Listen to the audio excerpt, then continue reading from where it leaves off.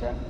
These are some of the new few things I can say. In a nutshell, unlocking the potential of the private sector will have enormous positive efforts on space exploration, synergizing the efforts of space players.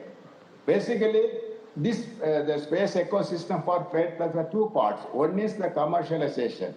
Second one is take part in the innovative technology development. These opportunities will come when we are talking about space exploration. That's what we wanted to make this also open to the private industry so that they can involve, they can bring that new innovation in the mind. And I want, after a few years from now, India should be number one. That is that in all the space activities. That can be done only by allowing the private players to carry out innovations, technology development, including the space exploration mission. That is my vision. Definitely, this is in line with our honorable PM's. That sounds very, very comprehensive, Mr. Sivan. Now, tell us about the preparations, how they are proceeding for Gaganyaan, India's first manned space mission, sir.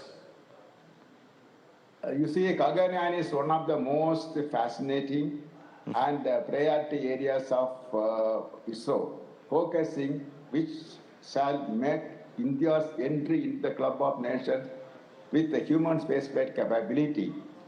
And in fact, this is the flagship program announced by our honorable PM. And we are working very hard on that. And activities of Gaganyaan are progressing concurrently across all ISRO centers, other national space agencies and industries to achieve our target. As you know, the mandate is to demonstrate the human spaceflight technology of safely launching humans into space and bring them back. This needs to be achieved through 2 unmanned launches followed by the crewed mission. The first unmanned launch is slated next year. Now, what really to be done? The flight-proven GSLV Mark III is being modified with a crew escape system to launch around 7.5-ton orbital mass with 2 to 3 crew members.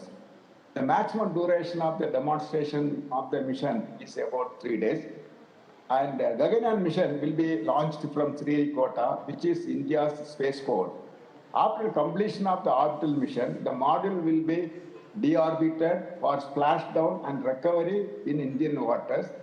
That either it can be near Gujarat, that's a more favorable sea water that we are planning. And we are collaborating with many international space agencies as well as national organizations to execute this mission. The Gaganyaan program has reached a critical maturity level. The astronaut selection is completed and the training is underway. The launch vehicle and orbital module have entered the testing phase. Very interesting. The whole mission is designed to ensure that human habitat requirements and physiological limits are not violated in any phase of the mission. A large number of simulations are underway to prove the design robustness of the system. Most of the engineering systems are being developed by ISRO.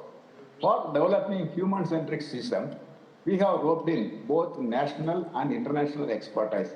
Indigenous developments are also underway in all these areas of human-centric system. So definitely, the Gaganyaan, every activity, that is that engineering activity, human-centric activity, and the crew recovery system, so many activities are there. Everything is going with the full steam. And I'm sure that we will try to, unfortunately, the COVID has delayed our speed. That's understandable. But nevertheless, now we are able to pick up and we will try to meet the target as directed by our honorable PM. Let me ask you the final question. I know you're in a hurry, sir. What is the timeline you have in mind for the crewed space mission, sir, for the one that's going to carry the Gaganauts? That is that what we are planning to have the first uncrewed mission the next year. And the 2023, that is that we'll have that both the remaining uncrewed as well as crewed mission. That is our target. In fact, that is our target was to get the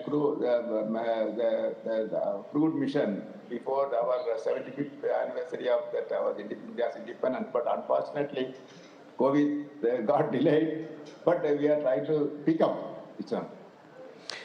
Well, thank you, Mr. Sivan. It's been very nice speaking with you, and you've given us a lot of timelines to look forward to. Best of luck with all your endeavors, and let's hope that we can all cross space the final frontier. Thank you very much.